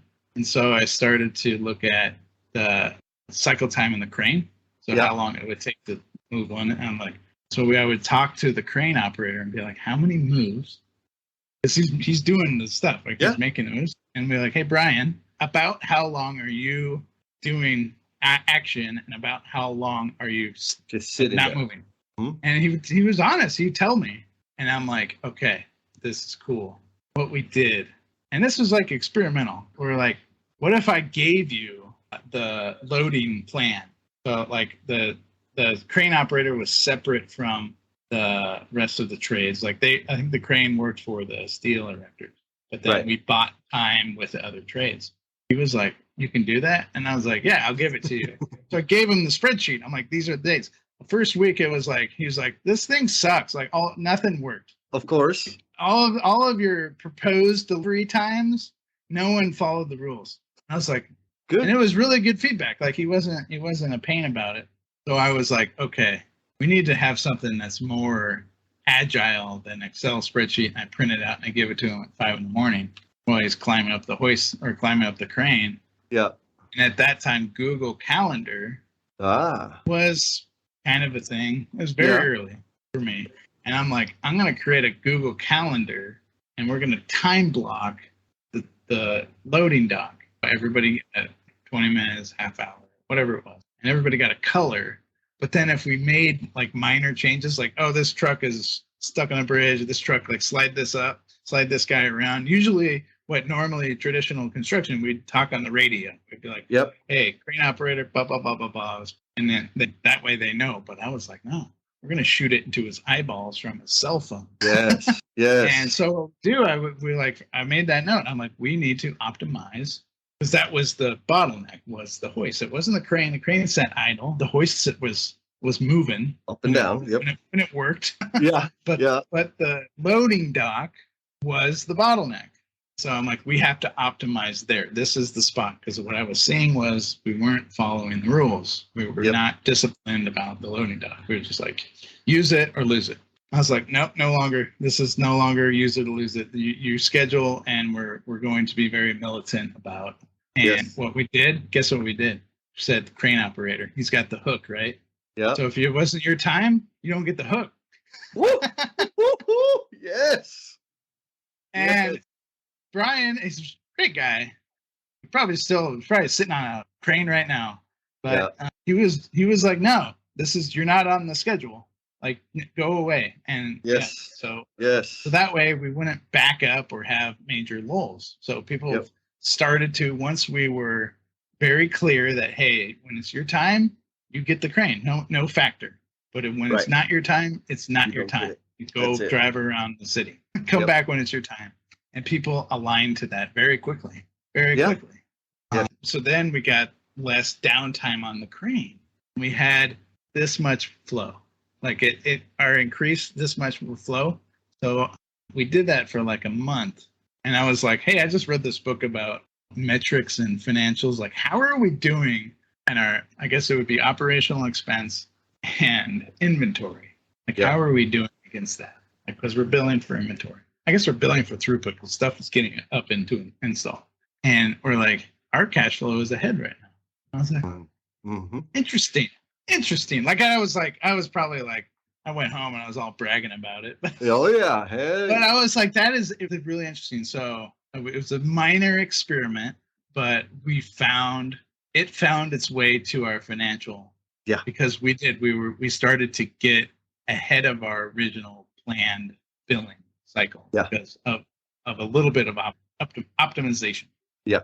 Yeah. So it was the new economics. So that's session 1, by the way.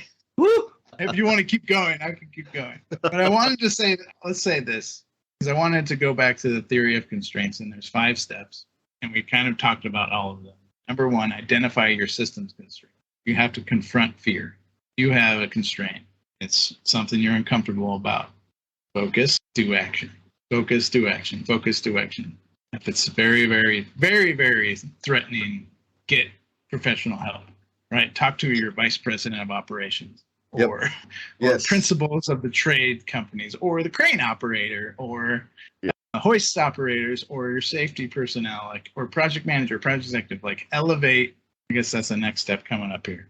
2, decide how to exploit constraints, right? Once you say, like, Thomas figured out the loading dock is the issue in this particular phase of the project. Yep. All the downtime associated with the tower crane wasn't being utilized enough because it was either we had a traffic jam of trucks or we had major windows of nothing. So we can optimize that. So you have to decide how to exploit it. And the exploited example was Brian left the hook 400 feet in the air. Said, nah, not your time. You have to make that decision. 3, subordinate everything else to that decision, right?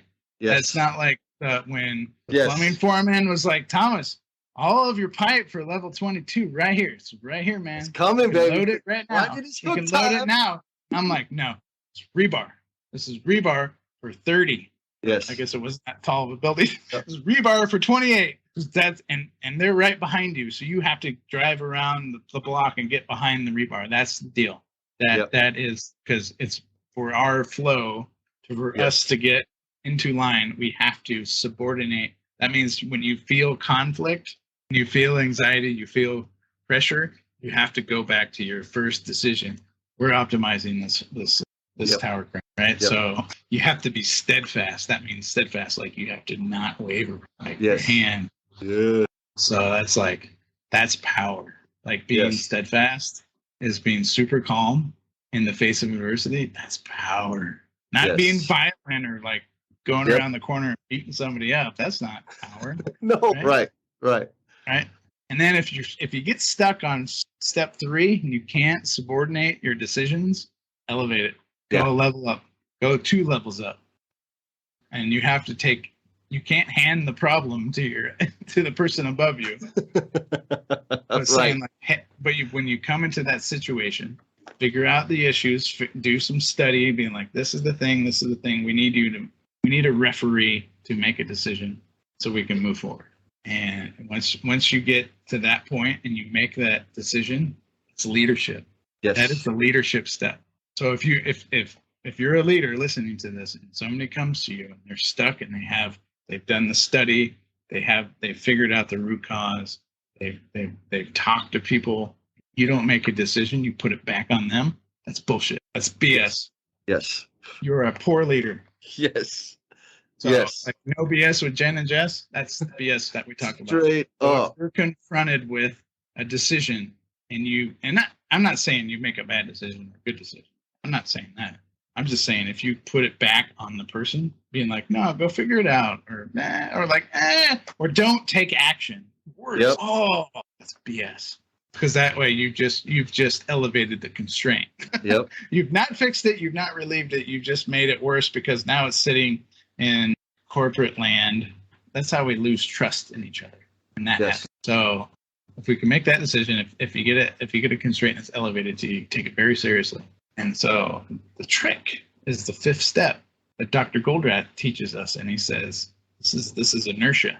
And this is the new economics thing. It says if all of those steps didn't work, you didn't remove the constraint, you've elevated it to principles of companies, you've done all kinds of studies, and you're stuck because of policy or business deal or just some kind of red tertiary thing. Yep. Yeah, it'll get stuck there. So if that happens, you can't change laws. We can't get Congress to act fast, right? It's so hard to get through red tape. If that happens, go back to step 1. Right? Go all the way back to step 1 and see like you're at you didn't find the constraint. You didn't go back to cause and effect. Cause and effect. You found a root, a problem that it was a business deal that we made, or it was it's like a policy, or it's a safety concern. Like, hey, we need to get this crazy Zoom boom contraption that's really expensive to safely do this work. That's not the constraint. Constraint is we didn't design the work to be easily installed. Yes. That was the constraint. So it's not the budget that was the constraint. It's our planning process. And so we have to go back to step 1 and start over. It's hard, and but Dr. Goldratt says, do not allow inertia to cause a system of constraint. What's inertia to you? Movement or lack of, right? Like if I'm moving in a direction, there's just a natural, there's going to take energy for me to slow down or divert my path. And so that's when I feel the inertia. And so if I'm moving in a path of, that's just the way it is, like I got to combat that. That's the inertia. It's the way it is. Yeah. That's the inertia. So when you're confronted with that and you get to that, it's really hard to make changes. Right? People dig their heels in when you get to inertia. So don't get resentful. Don't get frustrated. Go back to step 1 and look for new constraints. That's the advice. And that's what they do in the book. They go back, and that's the next chapter. You want to keep going? Get 1 or 2 more?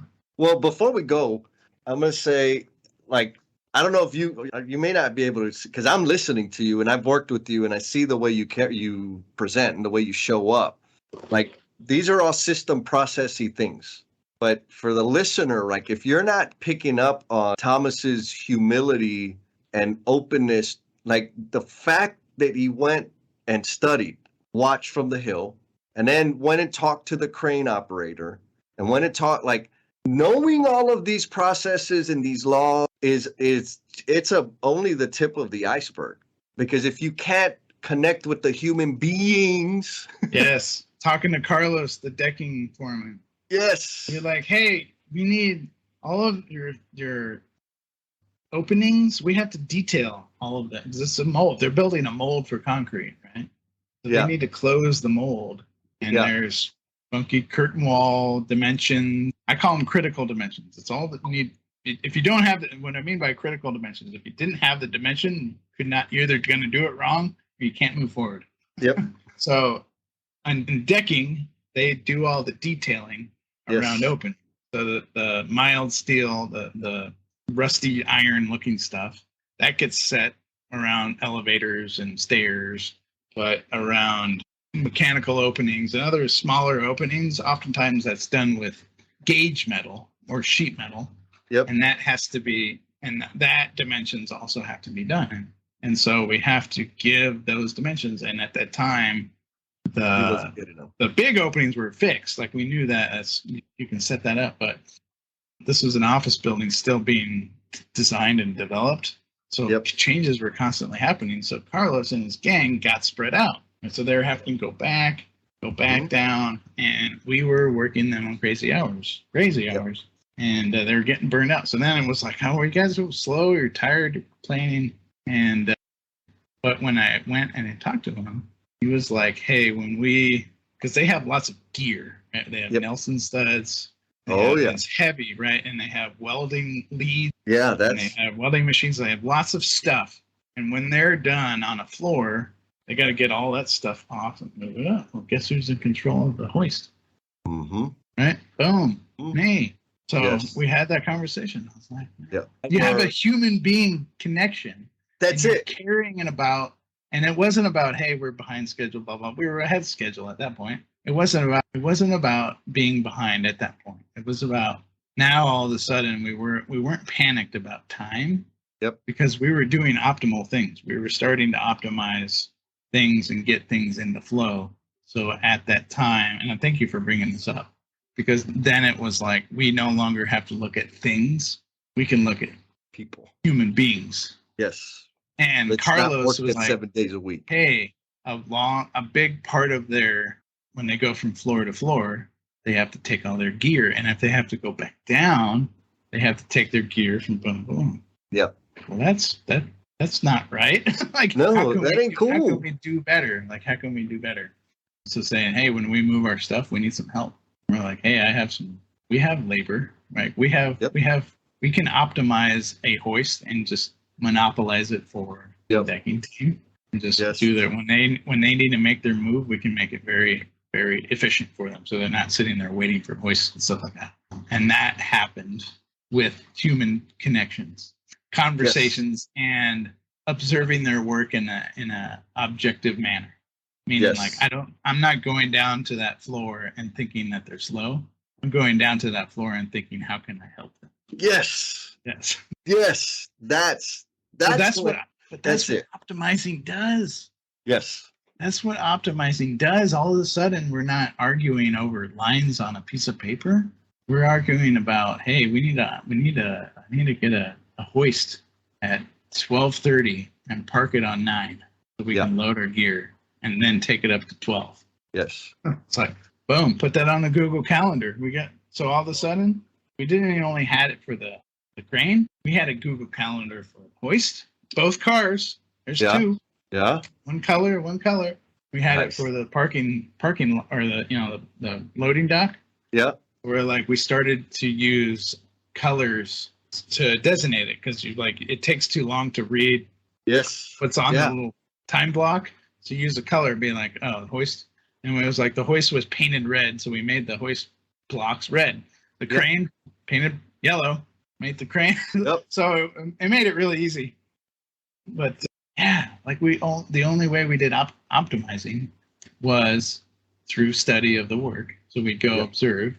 We would make human connections, be like, hey, what's this? This seems to take a long time, or this seems to take you extra time. And we're seeing that in our metrics, like our flow lines are colliding, or we're getting behind in cash flow, or those kind of things. Like we can start to see that. And once we do that, there is no blame. Right. There's no blame. Right. No, because we can all redesign the work. We can redesign the work. The people. Period. Yes. So step 4. Yep. Dr. Gold, right? Go back, or I guess step 5. If you can't, if you're completely stuck and you've run against science or law, go back and find a new optimization. Yeah. Yes, sir. Well, I think we wrap on that, Thomas. Okay. Yeah. I think we actually did. Oh, here, I'll do the good visual. In terms of time, we covered 4 chapters. You can get a screenshot on my flow line. Oh, let's check it out. It's so simple. Maybe I'll take a screenshot and then I'll do a brief discussion and see if it works. This is my early sketch. So I didn't even know what I was doing. You get it? No. Come on. Oh, no. Hang on, I'll turn off my... Oh, there we go. Oh, damn, it went away. I can see your fingertips. That's it. Give me a second. I'll turn off my background. Okay. Oh, that's cool. Oh, there we go. I see it. Got it? Mm-hmm. Oh, yeah. Full plan. Yes. So you can see the inputs. So I was trying to be like, what you're seeing there, as I was trying to think about, and I have very poor handwriting, but I was on one sheet, I was writing, what are the inputs to planning? Schedule. This is our CPM schedule. So I said, it's the business deal, right? Say what you want about CPM. They are linked to our contracts with business deals. We have to do. Yep. Do we have to be addicted to them and make them 5,000 lines? No. But we have to do that for business deals. Required by contract. Right? Yep. This is how the world works. Yes. 2, the master schedule sets up your strategy. So if you have if you do it very well, you can set up all your locations, all your location data is set up in your work breakdown structure in your P6 schedule.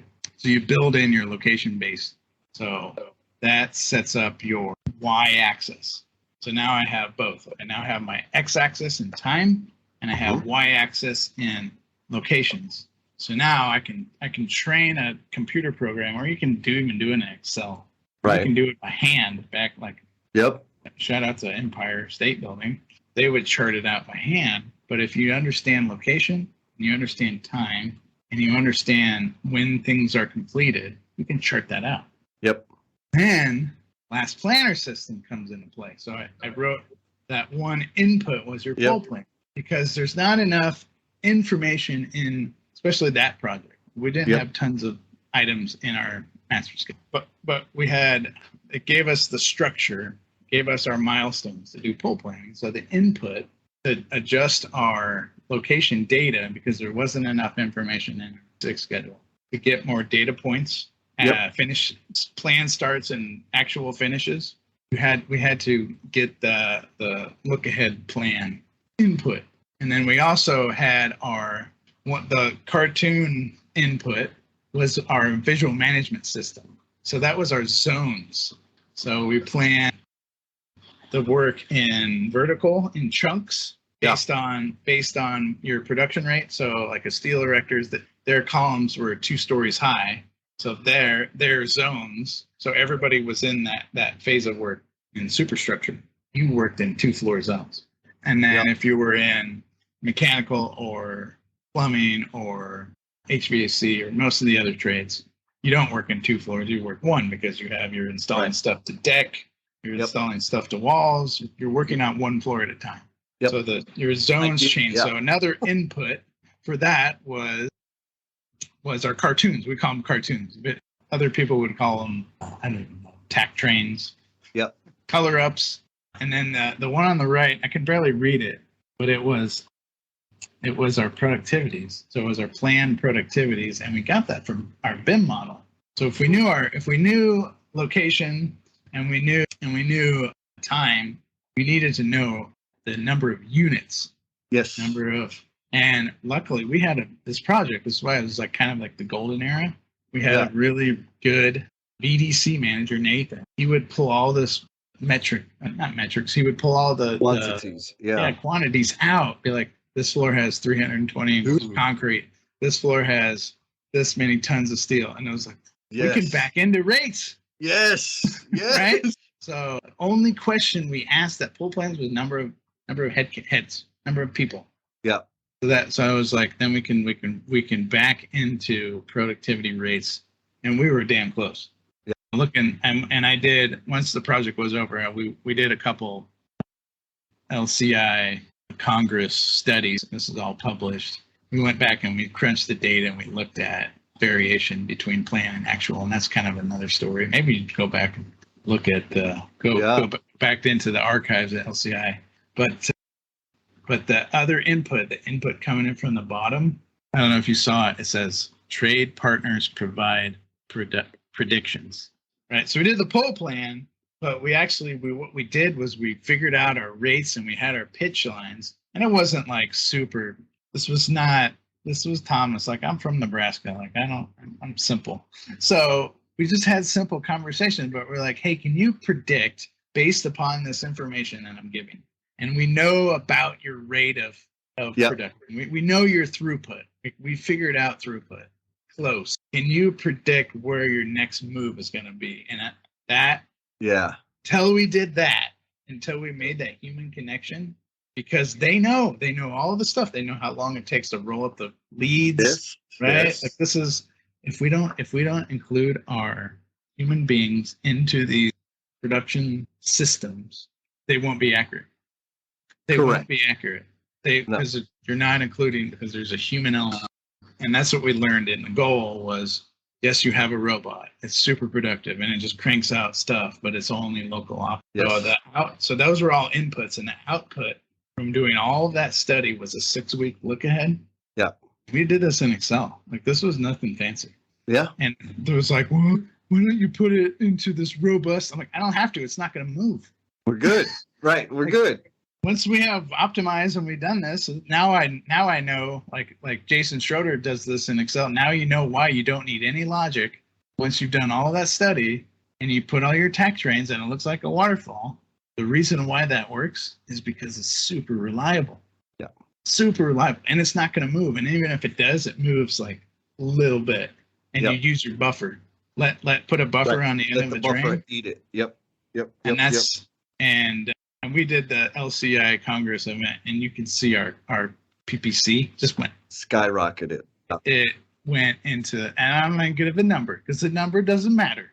It doesn't matter what the number is. I'm saying it was the same week after week after week after week after week. And we had some issues beyond our control, whether there was some union rumblings at the time, and you can see, and I charted it, the dates when those things happen is when that's when we had the variation.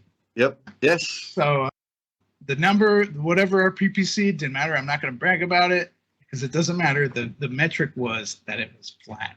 Yes. It was so reliable. Reliable. When we got, and the first, what are we in, chapter 11? Yep. I learned all of that in 10 chapters, or at least learn how to like go look for stuff in the front half of this book. And that's why I'm so compelled to talk about it. Yeah. And I'm not saying it did happen on one project and happened again and again and again. Yeah. And every project is not the same because we didn't have all the optimizations because of other constraints. But I will say we found success and we were made incredibly reliable through those inputs. And I'll just read them again. So your visualization, you do poll planning, like last planner steps. You get quantities out of your BIM model. Get the actual quantities, linear feet of pipe. Yep. Tons of rebar, cubic yards of concrete. Get those quantities. And then once you do that, go talk to your trades.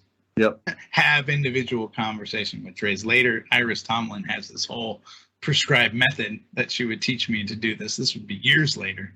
Yeah. But so then once you do all that, do your optimization. Only then do you print a look ahead plan. And after that, I mean, I think in Last Planner, they call that making work ready. Make ready planning. Yep. Yep. Because then you don't have to worry about making new schedules every freaking week for hours and hours. Now all of a sudden you have time to go look for other stuff. And all of a sudden you can go to your baseball. Carlos, hey. Yes. We'll help you roll up your welding lathes. Or, hey, let's go to the baseball game. Yeah, like go home. Yeah. Let's go home.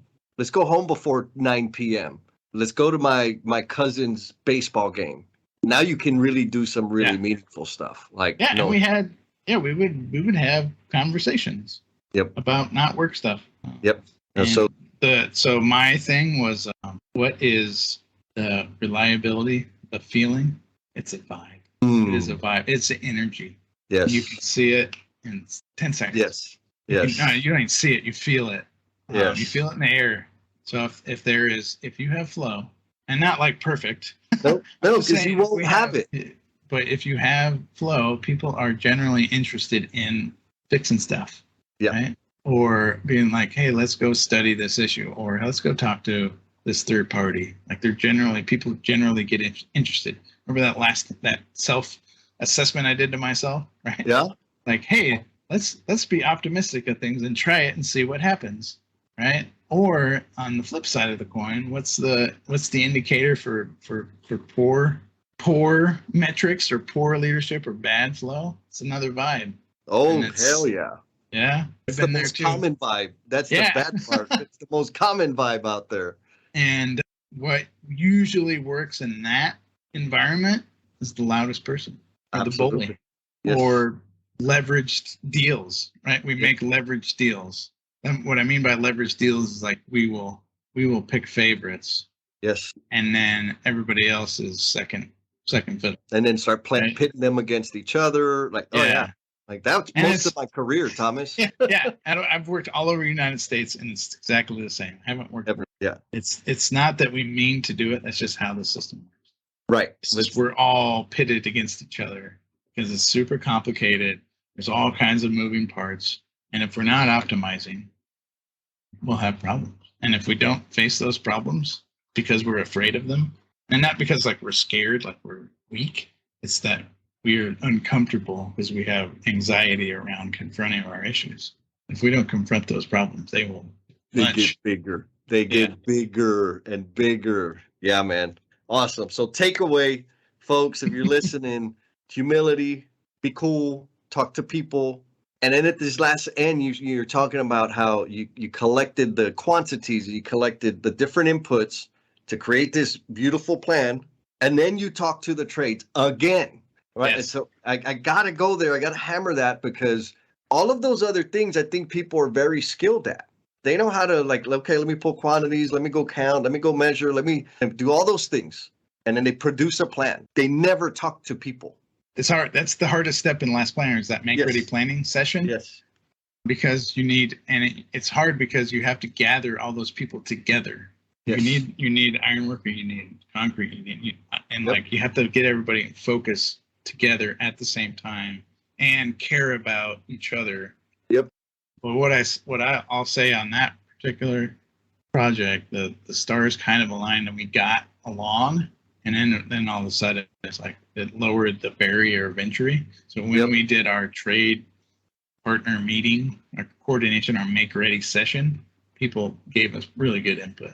Like it was really helpful.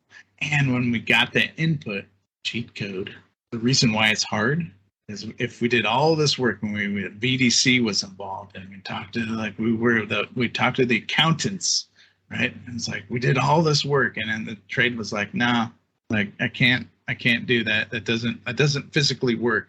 And Jeff Landry called me out in a meeting. Jeff Landry, Herrick Steele called me out. He's like, this is wrong, Thomas. This doesn't work. And I was like, damn. Okay. Ego check. But you know what? Well, you know what we did? We changed it. Exactly. That's the We did all those steps, and then at that last point, if you don't change, right? Step 5 of theory of constraints. If you don't change and inertia happens, go back to step 1. Yes. And so that's why make ready planning is so incredibly hard because it takes all that effort. Yeah. And at that last moment, that last planning moment, I guess the last plan would happen at the huddle, but at a particular moment, if you don't make that modification to your plan, all of that is for wasted. It doesn't matter. It won't happen anyways. Exactly. If you want an incredibly reliable plan, you have to do all that step. Do all that study because you need all that information to make a determination, and you have to give it to the trade so they can make a decision. Yes, in a very simple and easy to digest manner. Yes, you can't just throw worksheets at people. So we have to use cartoons, and spreadsheets and graphs and charts and colors and patterns and all the focusing steps. Yep, evaporating clouds. Yep, once we do that and we make the change, so in the book they're like, we got to figure something out about this robot. This is the bottleneck. This is the constraint. Yep. So in the next few chapters, they take steps to work around the robot, which was a big no-no at corporate, at the HQ. Right. Right. Yeah. So that's the fear. That's why I wanted to start with fear. It was like, when you're confronted with fear, you can take action. Yeah. And you can also focus. Like, these are two things you can do. If you lock up or we revert back to our traditional methods, we won't get any better. Oh, I love that. Yeah. I love that. I had a potential client ask me, well, like, do I have a guarantee around, the improvement that's going to happen? I said, yes. So this is my guarantee. I guarantee if you choose to leave things as they are, you are guaranteed to continue getting the results that you're getting. That's my guarantee. Boom. All right. Well, we'll wrap it up. Next time we're starting on chapter 12. 12. Chapter 12, baby. It's coming. Oh, man, what did I tell you? Like, it's just the storytelling of what happened on the job.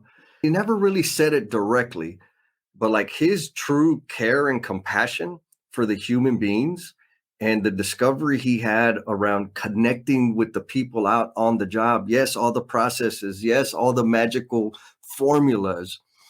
But when it really came to life was right after he started really spending vulnerable, intimate, courageous time with the folks out there on the job. And like, y'all know me, that's the way I roll. It's all about the people before processes, all the time, every time. That's how you make the processes work. So, man, I can't wait for the next one. And we're going to give a shout out to our LnM family member.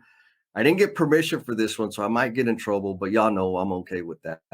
This one comes from Miss Christine Fuentes. She sent me a text, and it just lights me up. Her text says, started reading Lean in Love. You and Jen, y'all's short-term goal on page 9. And I had to let you know that I feel you have accomplished it. So, and the goal is to help enhance the quality of life for at least one person. She says, that one person is her in a sea of many. Like, I have tears already, right? Like, when I read it, I was like, oh my God, this is amazing. She also goes on to say, I also am a working professional and care for folks in and outside of work. I'm not giving myself enough credit, but will continue to work on those ripples of impact. Thank you, Christine, because yes, that is the goal, to help one person. And you and I have worked together. And so being able to contribute into your life and you giving that feedback and letting me know, letting me and Jen know that we have helped you in some way is like the ultimate. I appreciate that. The only ask I have is that you pay that forward, because you got plenty to offer to the world. And so does the rest of the LnM family. Keep on making them ripples of impact. Let people know you care about them. Let them know what you appreciate about them. And then the rest will take care of itself. Thanks again. Be cool. And we'll talk at you next time. Peace. Oh my goodness. You're either driving down the road or just so enthralled with this whole podcast that you went all the way down to the very, very, very, very end of it. And we appreciate you. And we're going to take this as an indication of your dedication. So we got a little special request of you, a call to action, because everybody tells us that like you need to have a call to action. So here's the call to action. Be kind to yourself. Go out there and share a smile with someone.